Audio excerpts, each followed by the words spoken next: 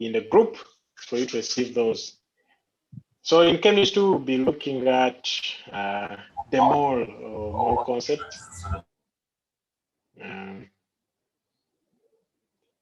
That's what we shall be looking at.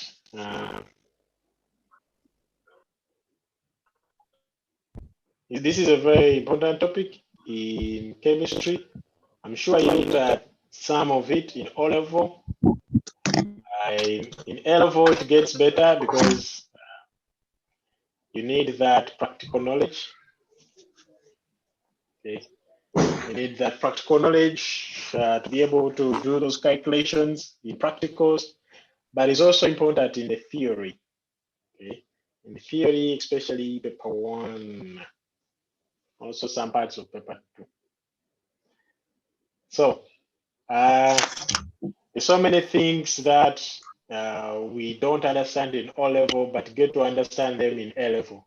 I'm sure you have discovered that already from just the small time you have spent in senior 5. Okay. Sometimes things in O level, we just cram them and move on, but get to understand better when we get to senior 5. So hopefully today we shall be able to understand more about mole concept. Okay.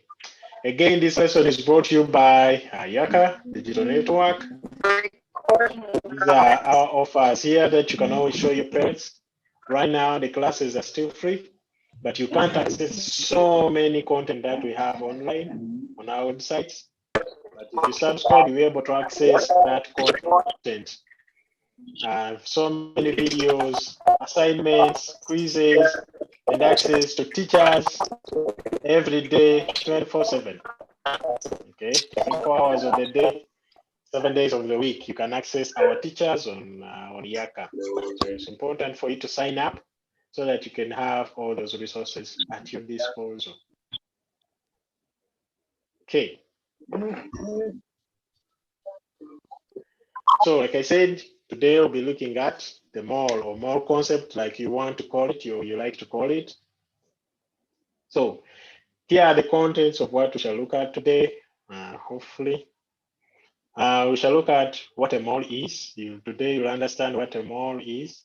Why do we use it? Calculating the number of moles of a single substance, reacting mass calculations, solutions and moles, standard solutions, volumetric calculations, and molar volume calculations. Okay, I hope you guys will enjoy this lesson. I hope you'll get something out of it. Very, very important for us.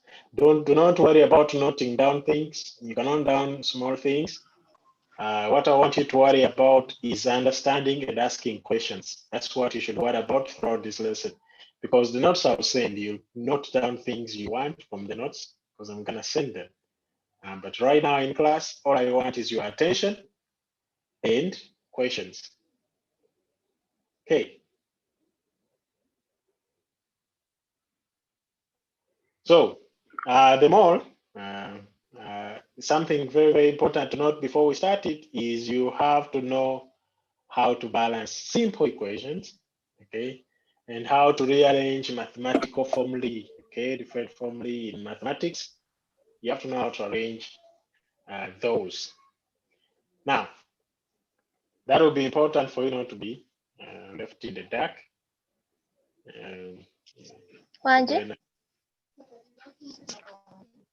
Flavia, JFK, make sure you mute your audio. So do not be left in the dark. Make sure you know or you remember the knowledge of balancing equations and rearranging mathematical formulae to help us so much.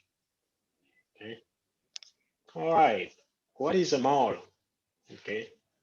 It's the first thing that we'll talk about. Who can tell us what do you think a mole is before I even explain it? What is a mole? What do you think a mole is?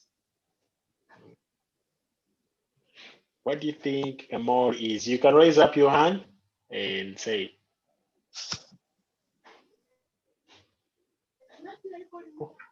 Who knows?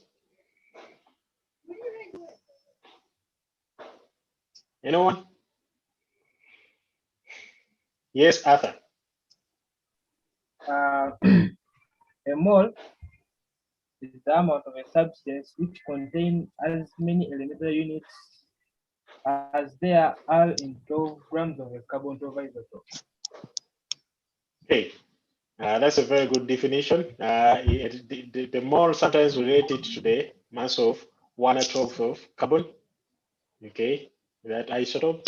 So yeah, we can relate a mole to 1/12 of the carbon isotope. But for us to understand it in the simplest form possible is this way. Okay, a mole is a standard unit of amount of a substance. It is just a number, just like any other number, but it is a very, very big number. Okay, very big number. It is a way of saying a number in words. So this number, instead of saying that number all the time, we just say a mole. Okay, I'm going to show you the number very soon. Just like when you want to say 12, instead of saying 12, you say a dozen, right?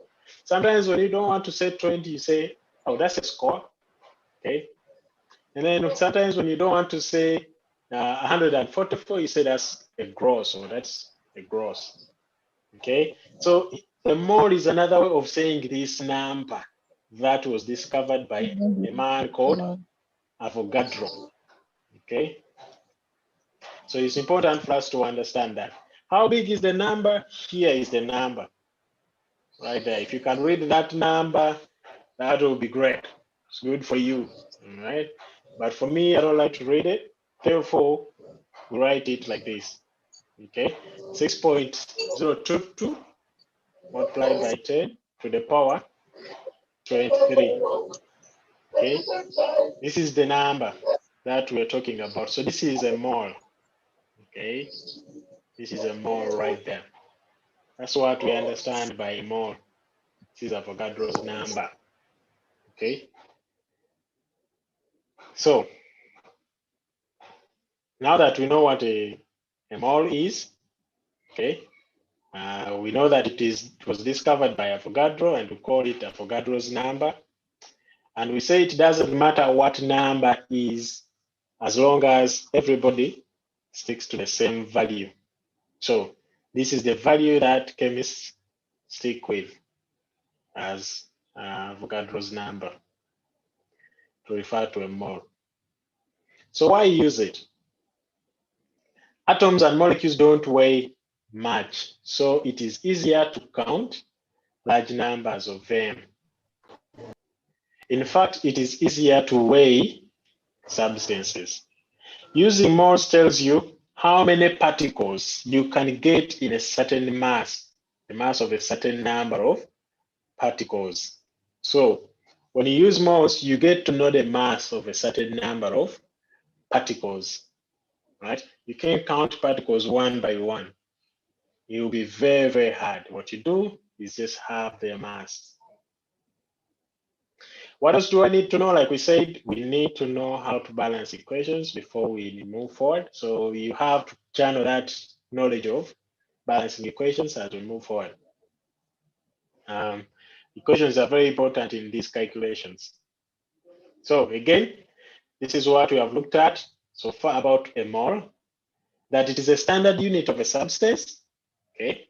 Just like a unit of length is meter. Okay? It is a number, and a very big number. It is also a way of saying a number in words. Just like when you say 12, you would rather say a dozen, or gross for 144.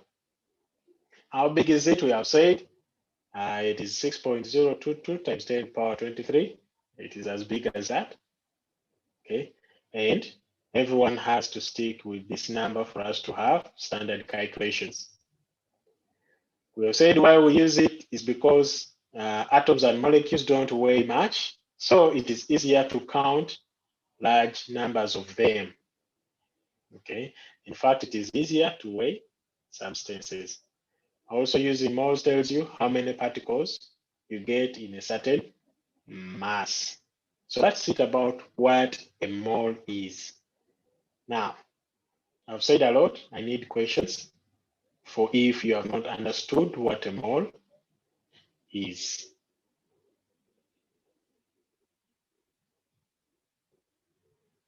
Any questions about what a mole is?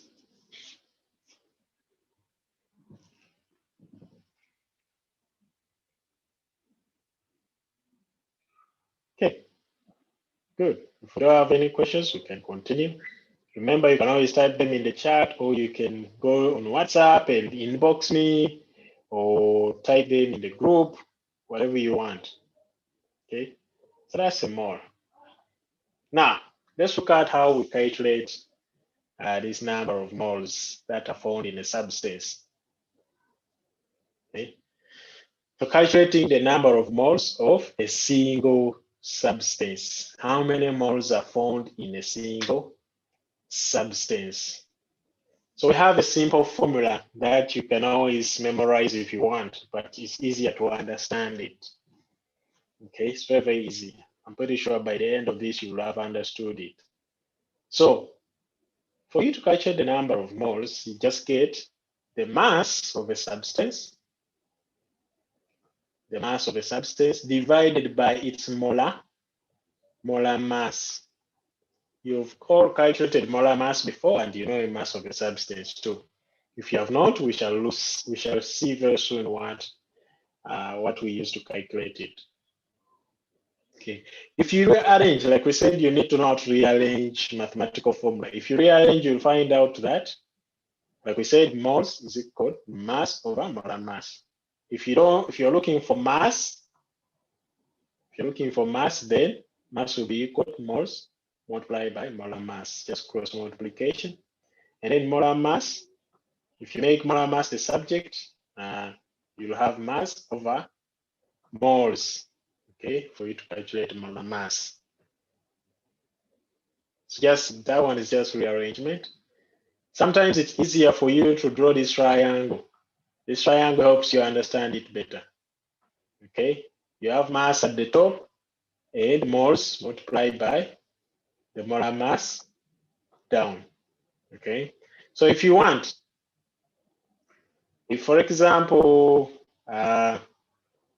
you want to calculate molar mass, all right, just cover molar mass. If you want to find molar mass, use your hand to cover molar mass. Once you cover it, you'll find out that molar mass is mass over moles. All right. And if you want to calculate moles, just cover moles. Once you draw this triangle, it's very easy for you to understand. Once you cover this triangle, the moles, if they're the ones that you want, then you will have mass over molar mass as the formula for moles. Okay. Now, what if you wanted mass? If you wanted mass, just cover it with your hand, and then mass will be equal to moles times molar mass. So that's the easiest way of understanding this formula, just through that triangle. The units of mass is grams, and the units of molar mass is grams per mole. You can use grams or kilograms. Any questions on this? Questions if you don't understand?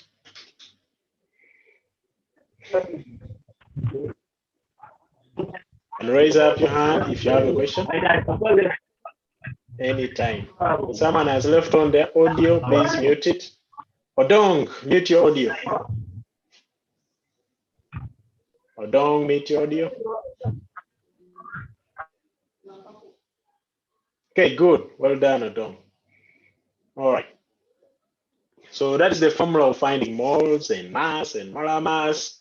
We have a triangle that we have introduced that will help us understand this formula better and utilize it in any calculations. Okay. All right, here we are. Calculating moles of a single substance is what we're still on. For example, here we have a question. Calculate the number of moles of oxygen molecules in 4 grams. The number of moles of oxygen molecules in 4 grams. Okay, who can tell us what is the first thing that we will have to do in this case if we are calculating the number of moles in 4 grams of oxygen molecules? What will be the first thing that we'll do, Faith?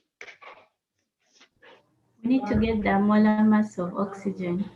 The molar mass of oxygen is key because we see in the formula in our triangle here, now we're looking at moles. So when you cover moles, you have mass over molar mass. We have the mass, we don't have the molar mass yet. So we need to find the molar mass. Okay.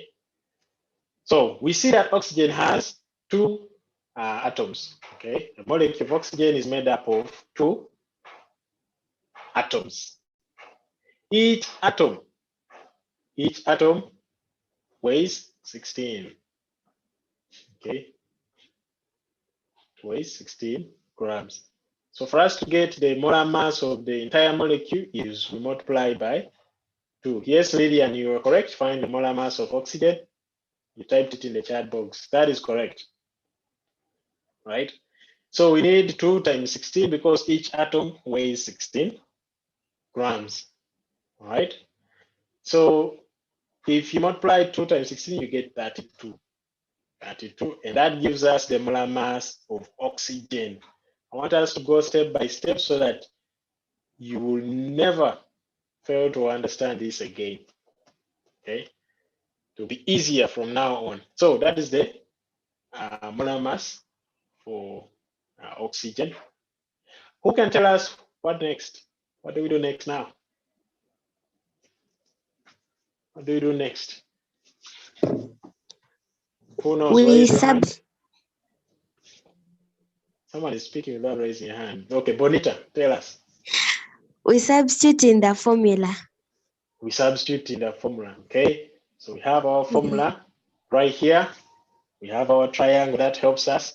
You see, we have covered, look at the triangle, we have covered moles because it's what we are looking for. Okay, when you cover moles in the triangle, you see that moles is equal to mass over molar mass. So we substitute in our formula 4 grams over 32, and our answer is 0.125 mole. How we get the unit of moles? It is just right here. The grams cancel out, and then remain with per mole.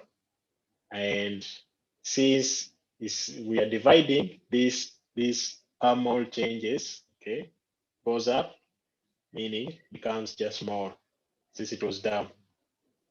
Okay, so if it is down, it changes, reciprocates, reciprocal. This is mathematics, you should know this. So we get mole as our SI unit for moles. Any questions on this? Questions on this question? Something you have not understood, you can raise your hand or type it in the chat box.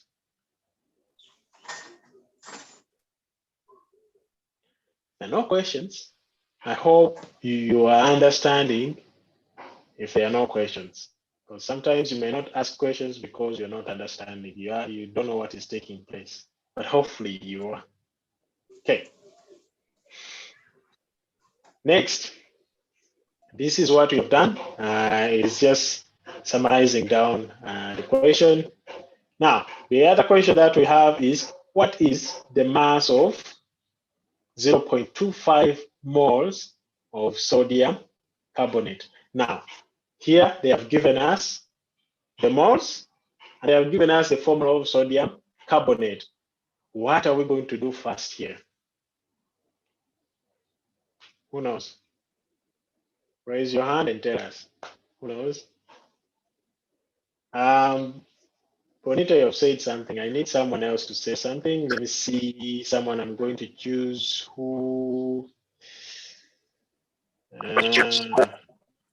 Okay, Kelvin, tell us. Find the molar mass of sodium carbonate. We find the molar mass of sodium carbonate. That is correct. That is correct. Okay. So we find the relative molecular mass of sodium carbonate. And this is how we find it. Okay. Right there, we see the molar masses of each atom. Sodium has 23.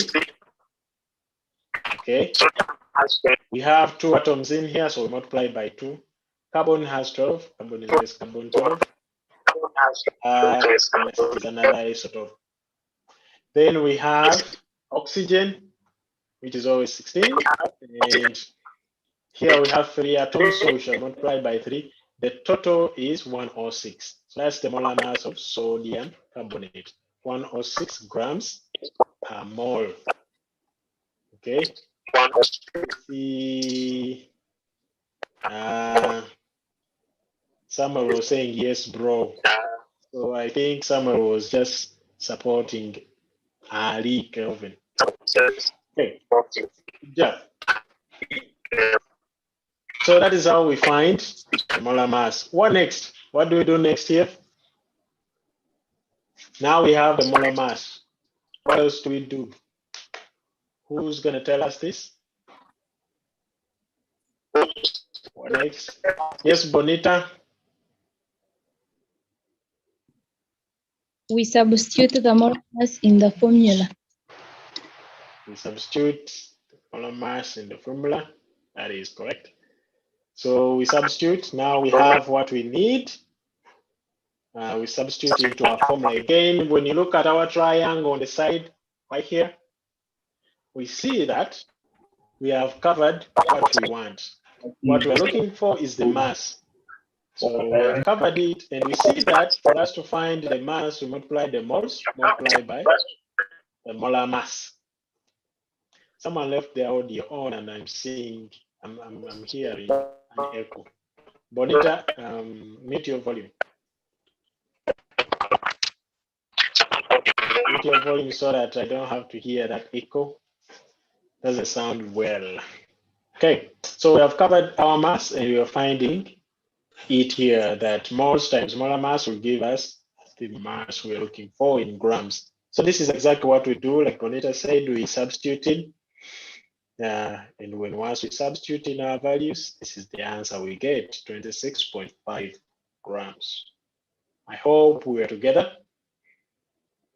If you have questions, please ask. Raise your hand and ask so far.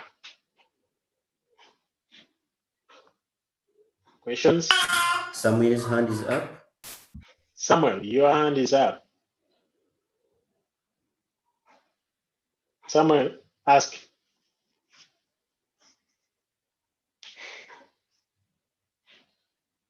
You forgot your hand or you have a question?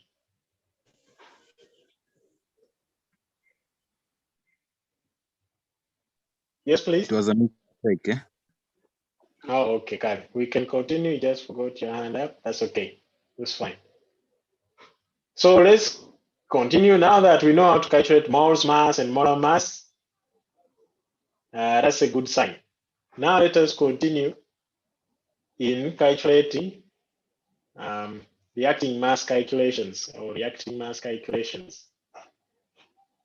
Let's look at these reactions. So we have here a good equation of a certain reaction. We see calcium carbonate reacting with hydrochloric acid. Yes, Faith. I wanted to ask about the formula. Yes, now that we have moles equals to mass out of molar mass, and we know that molar mass is the same as molecular mass, can I put the relative molecular mass instead of molecular mass? Yeah, there's no problem about that. If I So do that, sometimes the units, how will they come out? the units remain the same.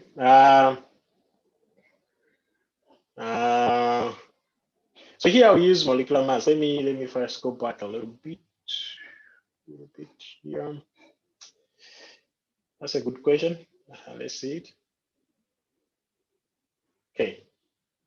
Now, these two terms are used interchangeably. As you can see here, we have the relative molecular mass. Okay. And then here we're using molar mass.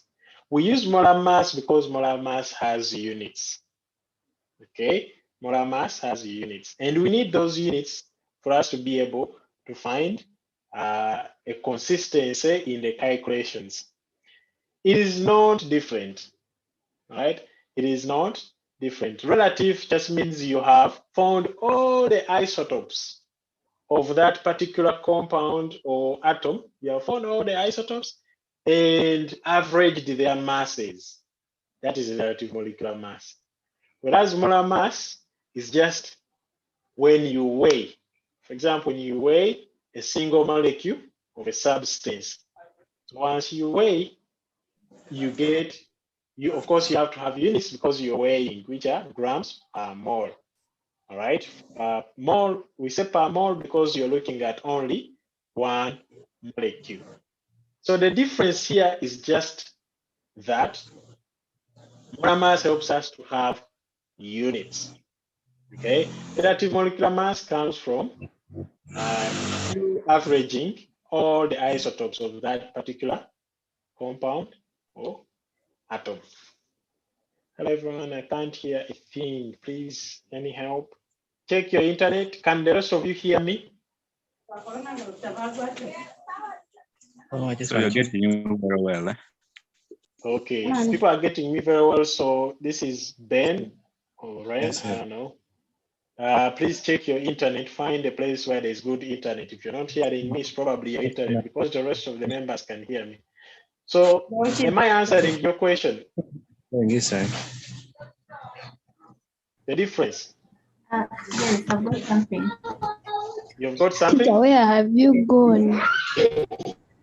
Teacher, where have I gone? I am here. You guys can't see me or can't hear me? Victor. We can hear you, teacher. Hey, now Victor is asking where have I gone? I am still here. Faith. Faith, if you have more questions about the difference between relative molecular mass and molar mass, you can text me on WhatsApp and I'll explain it more.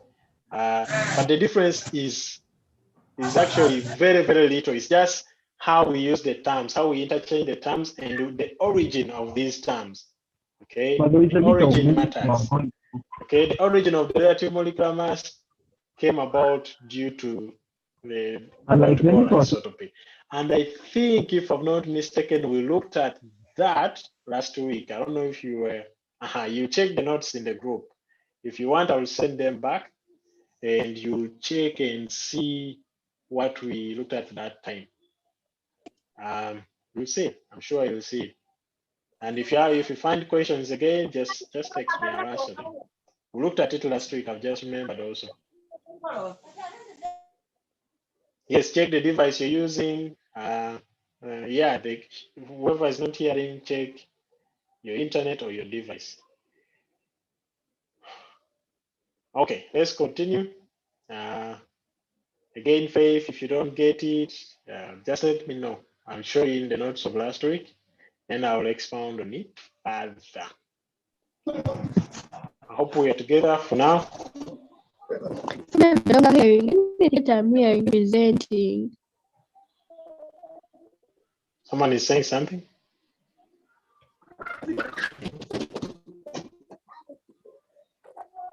Someone has a question. Patricia, Patricia Akello. You have a question?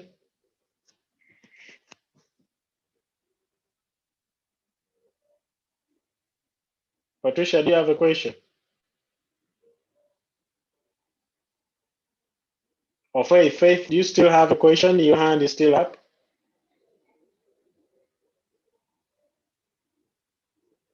Akello, do you have a question? Your hand is up. You can unmute your audio and speak. But if you don't have a question, or if you raise the hand by mistake, we can continue. So reacting masses calculations, here we are. Like I was saying, we have an equation, an interesting equation here, where calcium carbonate is reacting with HCl, forming calcium chloride, carbon dioxide, and water.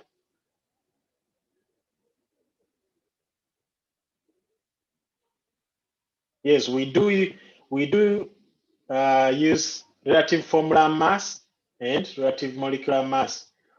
One has something to do with the formula, and one has something to do with the molecule. Okay, the molecules. All right. Here we are looking at the molecules so that we can account for the number of atoms. So that is the RMM. All right. And then for the relative formula mass, is that for a certain formula. Sometimes the formula can be an empirical formula or a molecular formula. If it is an empirical formula, it's just showing the basic number of atoms. Okay. If it is a molecular formula, it is showing us the exact number of atoms that are found in that compound. So you have to be careful when do you use which one.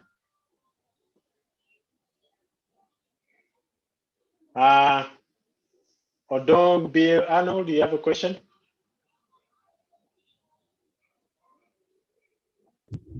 Yes, like I'm trying to ask, I'm not getting all the thing like that is number 7. What mass of carbon dioxide is produced? I'm not really getting that. Oh, we haven't got there. I was just still answering questions. Okay. Patricia, you still have a question or a suggestion? You put a good explanation in the chat box, which I agree with, and I've explained it a little bit more. Do you have any other thing, Patricia?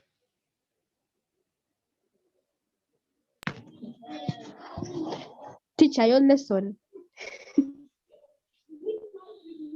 My lesson?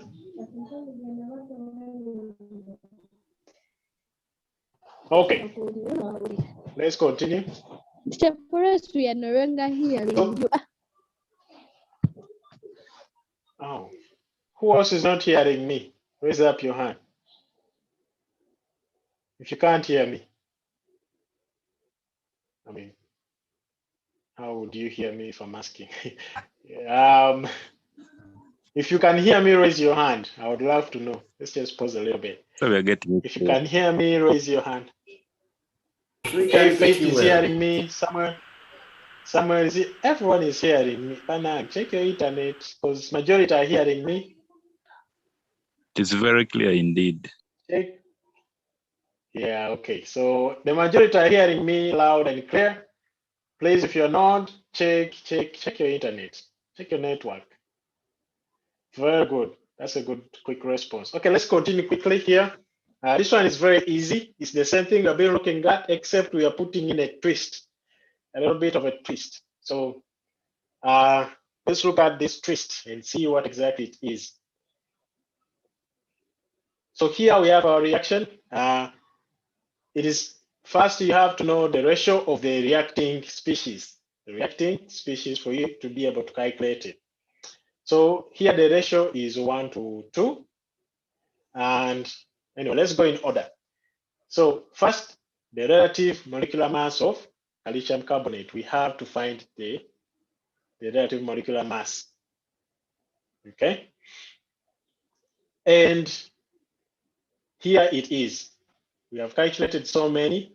I don't need to explain that anymore. I've calculated so many of that. And then what is the mass of 1 mole? 1 mole of calcium carbonate. Okay. It's 100 grams.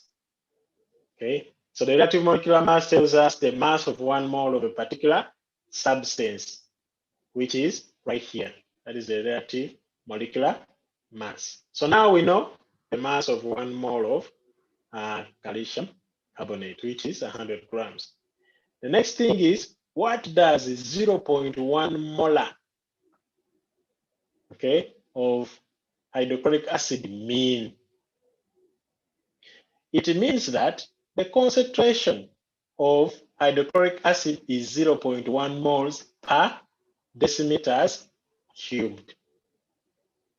Okay. Yeah, Samuel, that is a good advice you're giving to the person who is struggling with the network. Susie, try to leave and join again, or you can find a better place where there is better network. So I was saying, what does 0.1 mole of HCl mean? It means the concentration is 0.1 moles in decimeters cubed or per decimeters cubed. Okay, that's what it means. How many moles of hydrochloric acid are in 20 cubic centimeters? Okay, of the concentration 0.1 mole.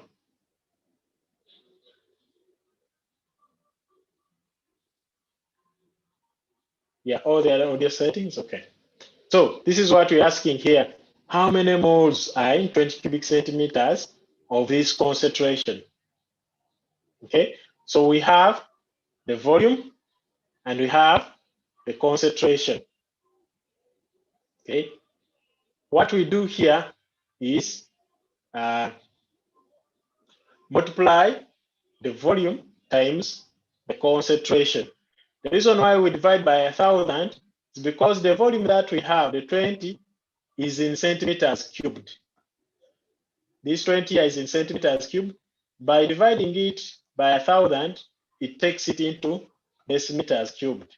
Okay, our moles are always referred to in decimeters cubed. So when you do that, the answer we get is 0.002 moles. So those are the moles of HCl in 20 cubic centimeters of 0.1 molar HCl. That's how we find it.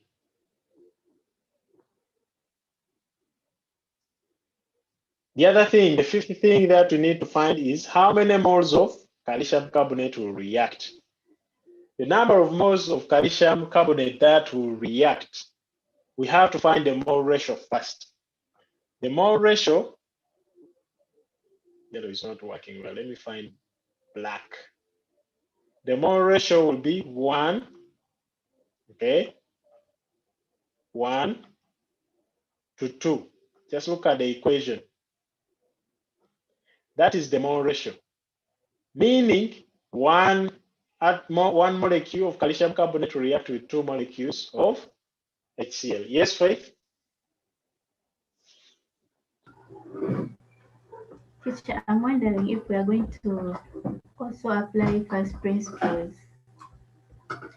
We are going to do what? If we are also going to apply first principles when getting moles. First principles? Yes, if we are going to apply first principles when calculating the moles. Oh yeah. So yeah, first principles are very easy to get. They're all about the wording. Right? The wording. For example, if I word the fact that we're going to look at that very soon.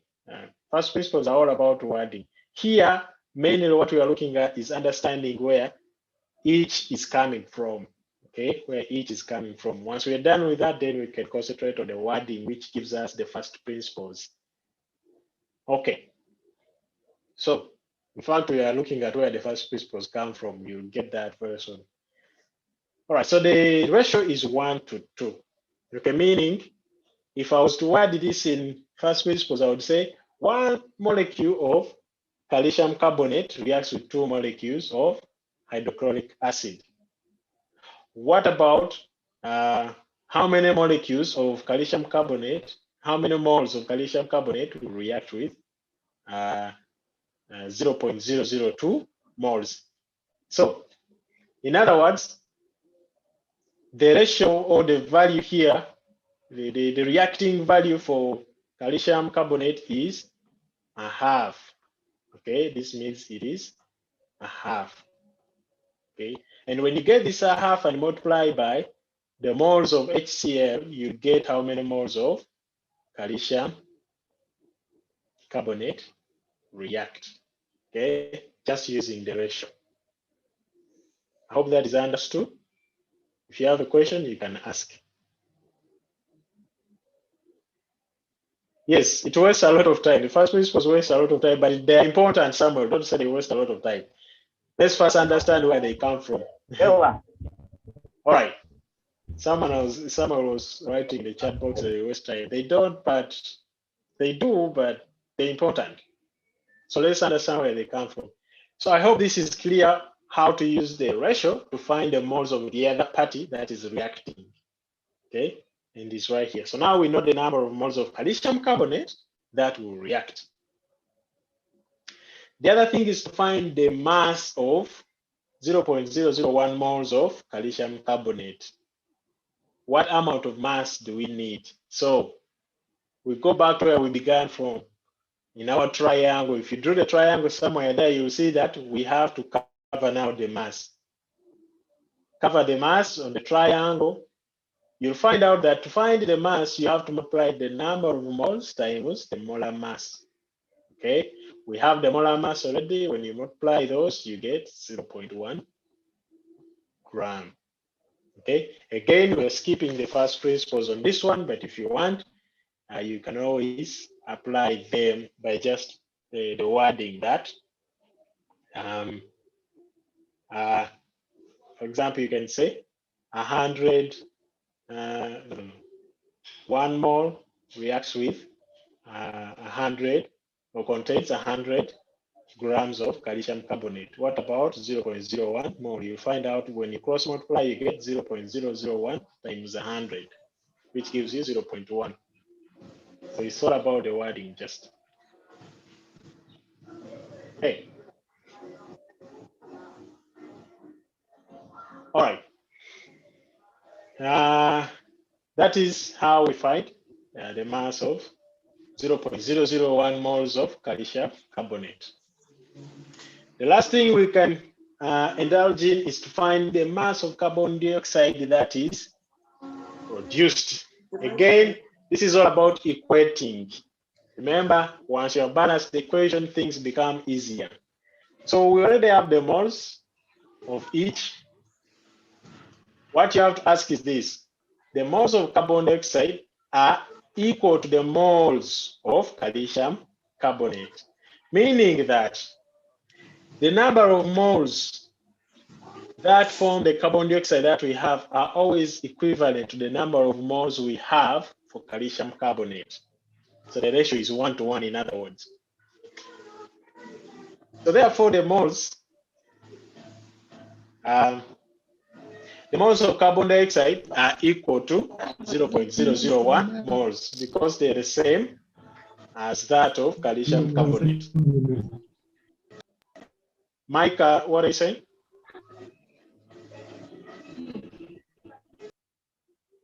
Mute your volume.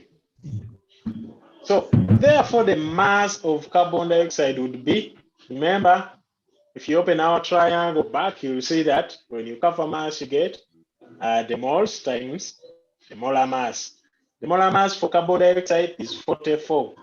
Carbon is 12, oxygen is 16. 16 times 2, that is 32. 32 plus 12 is 44. And therefore, the answer we get is that.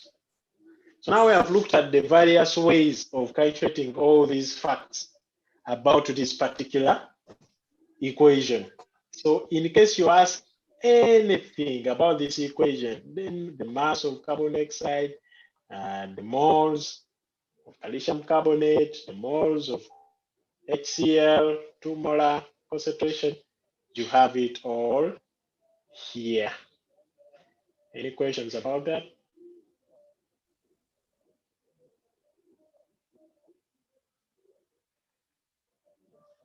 Questions? All right, very good. If you don't have any questions, we can continue. Someone asked the difference between relative molecular mass and molar mass. I said I'll send out probably the notes we had last time. It is easily understood from there. All right. So what we have looked at prior here is what some of the things that we have explained. Without using first principles, this is how you can easily understand mole calculations. Okay, using the number of moles and solute in a solution. So we say that moles is equal to concentration times volume. Okay, concentration times volume. Or you can use again a triangle. We have a new triangle now. This new triangle, we have moles over concentration times volume. So this triangle can also help you for this one. Whatever you want to find, you just cover it. What remains is what you do. Okay. So the units for concentration is moles per decimeters cubed. Sometimes it's just capital M. Then the volume is decimeters cubed. So once you're given the moles, the volume in centimeters cubed, which is always the case, you have to multiply by 1,000 or divide, actually not multiply, divide by 1,000, which is right here. Okay. So if the concentration, as you can see, if the concentration is in centimeters cubed, always divide by 1,000. This helps convert the actual final unit into the decimeters cubed. For you to account for the decimeters cubed, you have to divide by 1,000 if you have volume in centimeters cubed. Any questions about this?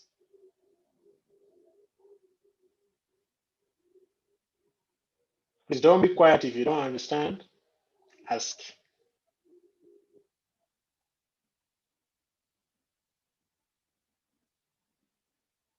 Okay. I am pausing a little bit to allow you to ask. I don't want you to go in the group and say, today's lesson, I didn't understand anything, and yet I give you an opportunity to ask. So please ask. It's a lesson that I conducted in the morning. Someone was like, I have not understood anything, but after the lesson had ended. Okay, so don't wait for it to end and then say, hey, see me take it, I didn't understand. Please ask now. Ask now so that I can explain. But if there are no questions, let's continue. So we have a scenario here. Susie, you're back, but mute your volume. Mute your volume, it's very loud. So concentration of a solution in a graduated flask is this right here. So here we're concentrating on the solute in a solution. Okay, you dissolve something, you want to find out the moles in the solute you have dissolved after dissolving it, that type of thing. That's what we're now on. The volume pipetted out into the conical flask, 25 cubic centimeters. So those are the few facts we have so far on this. Okay. So we shall also look at how to dissolve these substances later on a little bit. So the original solution has concentration of 0.1 molar or moles per decimeters cubed. Okay. This means that there are 0.1 moles of a solute in every 1 decimeters cubed or 1,000 centimeters cubed. Okay, if it is centimeters. This is what it means to say, oh, this solution is 0.1 moles per decimeters cubed or molar. Okay, once you hear that type of statement, just know what they mean is there are 0.1 moles of a solute in every 1 decimeters cubed or in every 1,000 centimeters cubed of solution. That's the meaning of just this. Okay. The meaning of just that, saying that.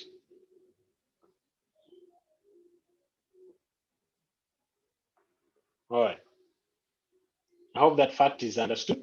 It's very, very, very important before we move forward for you to understand that. Because I don't want you to see we're multiplying by 1,000 and then you say, where is the 1,000 coming from? Or when we're dividing by 1,000 and you don't know where it's coming from. So Now, when you take out 25 cubic centimeters, you take a fraction of 25 out of 1,000. Okay? You have taken out 25 out of 1,000, or 1 out of 4. Okay, not 40, of the number of moles. Okay? Yeah, it is out of 40, not 4. Not 100. See, 1 out of 40. It's just 25 divided by 1,000, you get 40. So that's essentially what it means when you take out. Yes, I'm going to send out the notes, Albert. Don't worry. These notes are well organized. It took me a lot of time to make them, so don't worry. You take them. I'll give them to you. So this is what it means. 25 out of 1,000 will mean 1 out of 40. So when you take out 25 centimeters cubed, this is what it means. Okay. You have taken out 25 out of the 1,000 of the number of moles. Okay. That's what you've taken out, in other words, when you pipette 25 cubic centimeters. So moles in 1 decimeter cubed or 1,000 centimeters cubed are 0.1 according to this. Okay. 0.1, we have looked at this.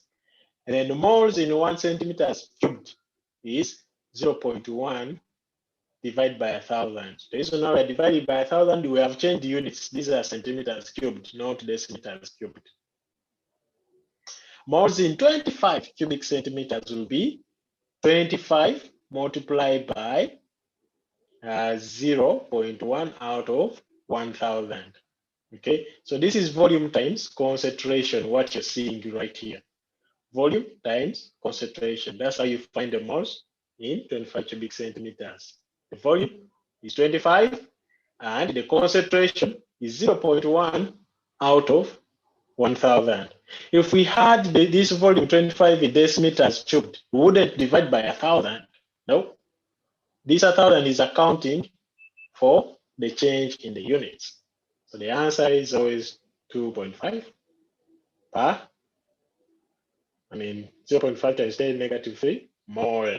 That is the number of moles in 25 cubic centimeters of this particular substance. Any questions?